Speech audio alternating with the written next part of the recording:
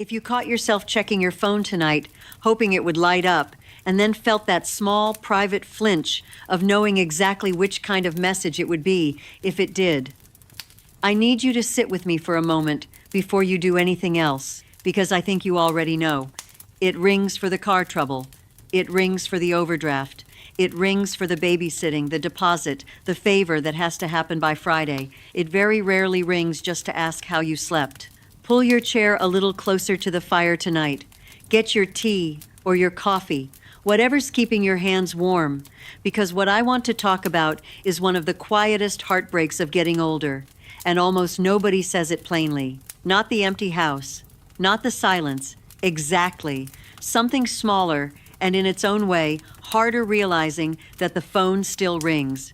It just rings for a reason, and the reason is rarely you. I want to be careful here, because this isn't a conversation about villains. Your son is not a villain. Your daughter is not a villain. This is a conversation about a pattern, one that so many of us slid into, so gradually we never noticed the exact day it changed, and one that can be gently, lovingly, unmistakably interrupted, starting tonight if you're willing. I'll tell you something I don't say often, even to people close to me. There was a stretch of time, a few years back now, when I noticed my own son's calls had settled into a rhythm I didn't like admitting to myself. He'd call when the car needed looking at, when he needed an opinion on something already half decided, when a Saturday needed a grandmother in it. I answered every single time, glad for the ringing phone, and it took me embarrassingly long to notice that I had quietly stopped expecting him to call for any other reason at all. I'm not telling you this so you'll feel sorry for either of us. I'm telling you because I want you to know this conversation isn't coming from outside the experience looking in. It's coming from someone who has sat exactly where you're sitting. You know this feeling. The phone buzzes on the counter and your whole chest lifts, just for a second before you even look at the screen. And then you see the name. And underneath the lifting, there's a second feeling, quieter and more complicated, that you've learned not to say out loud. Relief that they called. And right behind it, almost too fast to catch, a small ache. I wonder what they need this time. Maybe it's money, and you've told yourself 100 times that you don't mind. And mostly you don't, except for the part of you that notices it's always in one direction. Maybe it's your time watching the grandchildren on short notice, driving someone to the airport, being the emergency contact for a problem that started long before the call came in. Maybe it's advice, sought only when things have already gone sideways, and never simply offered a seat at the table when things are going well. Whatever the specific shape of it is in your life, the outline is the same, and I think you'd recognize it even with your eyes closed. You have become useful. Somewhere along the way, you stopped being sure you are also still wanted. A woman wrote to me not long ago describing this exact ache, and something in her letter has stayed with me since. She said she'd started keeping a small, almost embarrassing tally in her head, not of money or favors exactly, just of calls. And which one started with, "How are you?" versus which one started with, "I need." She told me the tally wasn't close, not even a little. What she said after that surprised me. And I want to come back to it a little later tonight, because it changes how I think about this whole subject, and I think it might change something for you too. There's a particular kind of loneliness in that. One that doesn't look like loneliness from the outside, because your phone isn't quiet, your calendar isn't empty. People still need you, plenty of people, all the time. But being needed and being valued are not the same thing, and your heart has known the difference for longer than you've let yourself admit. Being needed asks what you can provide. Being valued asks how you are. One is a transaction, the other is a relationship. And somewhere in the last several years, without a single dramatic moment you could point to and blame, the ratio between the two quietly tipped. You might already be defending them in your head as I say this. That's all right, I'd be a little worried if you weren't, because it means you love them, and this conversation was never going to ask you to stop. You're not here to build a case against your children tonight. You're here because some part of you has been carrying a private ache for a long time, and you deserve to finally say its name out loud, even if only to me, even if only tonight. Here's the part I want you to really hear, because I think it's the part almost nobody tells you plainly. None of this happened because you did something wrong. It didn't happen because you were too generous, though you were generous. It didn't happen because you failed to teach gratitude, though I promise you tried. It happened mostly because it worked.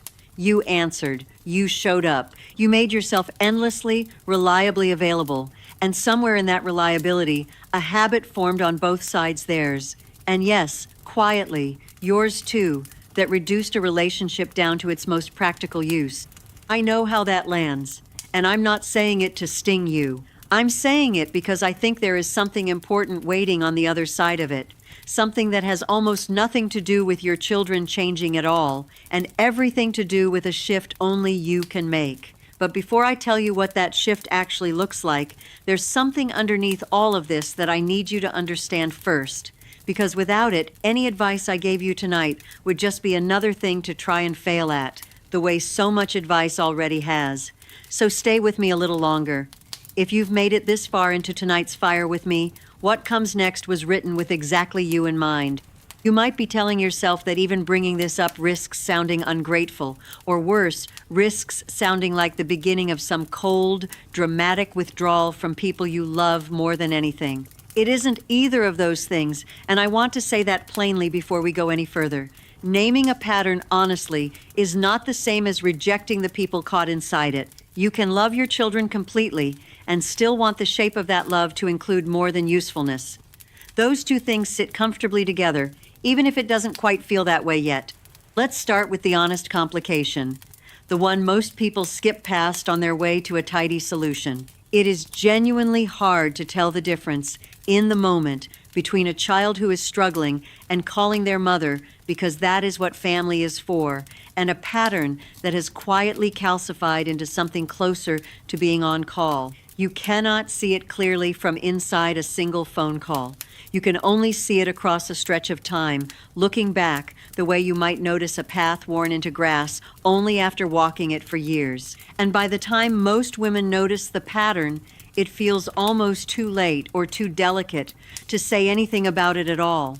There's guilt tangled into this too, and I want to name it honestly rather than pretend it isn't there. You may be telling yourself that you should be grateful they call at all, that some women your age would give anything for a phone that rings, even for a favor. That's true.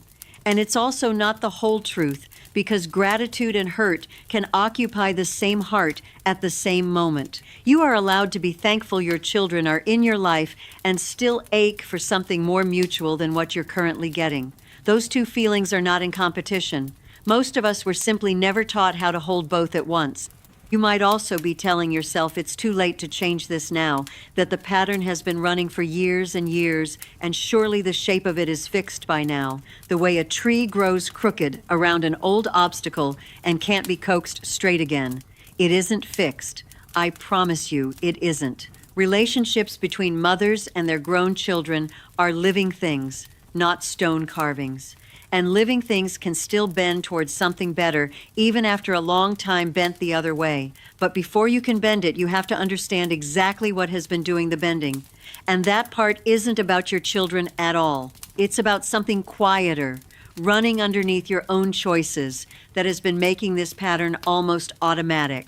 There's a word for this, in the kind of psychology I've come to lean on more and more as I've gotten older.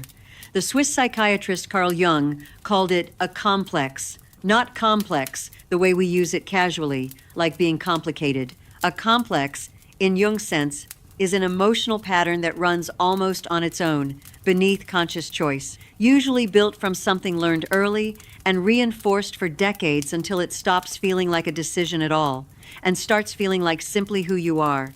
For so many women of our generation, there's a complex built entirely around usefulness. Somewhere back in girlhood, most of us learned that love had to be earned through service, that being needed was the safest, surest way to be kept close. And it worked for a long time. It got us married, it raised our children, it kept whole families running on our unpaid, uncomplaining labor. But a pattern that once kept you safe can quietly outlive its usefulness and start costing you instead, without your ever noticing the exact moment the balance flipped. Here's what that looks like in practice, in a voice that might sound uncomfortably familiar. The phone rings. Before you even know what's being asked of you, some old automatic part of you has already said yes in your own head, not out of thought, out of habit. That instant, unconsidered yes is the complex at work, not your genuine present-day choice. And the difference matters enormously, because one is a decision you're making and the other is a decision that's making you. There's a second concept sitting right alongside that first one, and I think it explains why this particular ache is so hard to voice out loud, even to the people closest to you. Jung wrote about something he called the persona, the mask we build to move safely through the world. The face we show so consistently that eventually we start to believe it's the whole of who we are. For so many mothers, the persona is the always available one. The one who says yes before she's finished hearing the question. The one whose worth in her own private accounting gets measured entirely by what she's able to hand over. That mask served you beautifully once. It kept a family fed and functioning through years when nobody, least of all you, had the luxury of asking whether the arrangement was actually fair.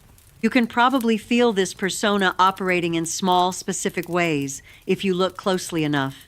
It's there in the way you answer the phone before the second ring, even when you were in the middle of something you were enjoying. It's there in the small flash of anxiety when a call goes unanswered on your end for even an hour, as though being unreachable for a moment were itself a kind of failure. None of that makes you weak. It makes you someone who built a very effective mask a long time ago for reasons that made complete sense at the time. But a mask worn long enough starts to feel like skin, and the frightening quiet fear underneath so much of this, the one you may not have said out loud, even to yourself, is the question of who you would even be to your children if you weren't endlessly useful to them anymore. What if you set the mask down for even a moment, and there was nothing waiting underneath it that anyone still wanted? I want to answer that fear directly, because I don't think it deserves to sit in the dark with you a moment longer than it has to. There is a person underneath that mask. There always was. She's the one who raised these very children in the first place, back before usefulness was the only language between you. She had opinions before she had responsibilities. She had a laugh you probably haven't heard from her in a while, one that had nothing to do with anyone needing anything from her at all. The complex told you that person had to stay quiet so the family could keep running smoothly. I don't think that's true anymore, if it was ever entirely true at all. This is where I want to offer you the harder truth before the hopeful one, because I think you deserve both in the right order. Loosening this pattern will not feel good at first. If you have spent years training your children, however unintentionally, to associate you with instant, unconditional availability, then the first time you pause before saying yes the first time, you ask a genuine question instead of immediately offering a solution. The first time you let a call go one ring longer than usual before you pick it up, it is going to feel, to both of you, like something has gone wrong. It hasn't. It's simply the old shape of the relationship shifting to make room for a truer one, and truer shapes are almost always uncomfortable before they're comfortable. There is something Jung called enantiodromia, the strange, reliable way that things pushed to an extreme eventually begin turning into their opposite. A pattern of pure, boundless availability, pushed far enough for long enough, doesn't simply continue forever. Eventually it reverses, one way or another. Either it reverses gently, on your own terms, through small, deliberate choices you make starting now, or it reverses less gently, through resentment that finally boils over, or exhaustion that forces the issue, or a health scare that makes the imbalance impossible to keep ignoring. I would so much rather you have the gentle version. That's the whole reason we're having this conversation tonight, instead of waiting for the other one to arrive on its own. So let's talk honestly about what the gentler reversal actually looks like, because I promise you, it does not require anything as dramatic as pulling away from your children, and it absolutely does not require you to stop loving them the way you always have. It starts with a pause, not a wall. The next time the phone rings and you feel that old automatic yes rising up before you've even heard the request, try letting one breath pass first. Just one. Not to be cold, not to punish anyone, simply to interrupt the automatic nature of the complex long enough for an actual choice to take its place. You can still say yes to almost everything you'd have said yes to before. The difference is that it will be a real yes, chosen freshly in the moment, rather than a reflex left over from a much younger version of your life. It continues with a question you're allowed to ask out loud, gently, without accusation. How are you, actually? Setting aside whatever it is you called about. Not as a guilt trip, not as a test, as a genuine, curious question from a mother who wants to know her grown child beyond the specific favor currently on the table. Some of your children will stumble answering it at first because it's an unfamiliar question in a familiar relationship. Give them room to stumble. The muscle for that kind of conversation may simply be out of practice on both sides, and it includes eventually one honest sentence you get to say without apologizing for it, that you love being there for them. And you would also love, sometimes, to just be there with them. No favor attached, nothing needed, simply time together for its own sake. That sentence is not a complaint. It is an invitation. And invitations, even gentle ones, have a way of quietly reshaping what people assume is possible between them. None of this requires you to stop being generous. It requires you to stop being automatic. Those are very different things, and I think somewhere underneath the exhaustion, you already knew that before I said it. Generosity chosen fresh, in the moment, still feels like love. Generosity running on autopilot, decade after decade, quietly starts to feel like disappearing. You deserve the first kind, for however many years you have left to give it.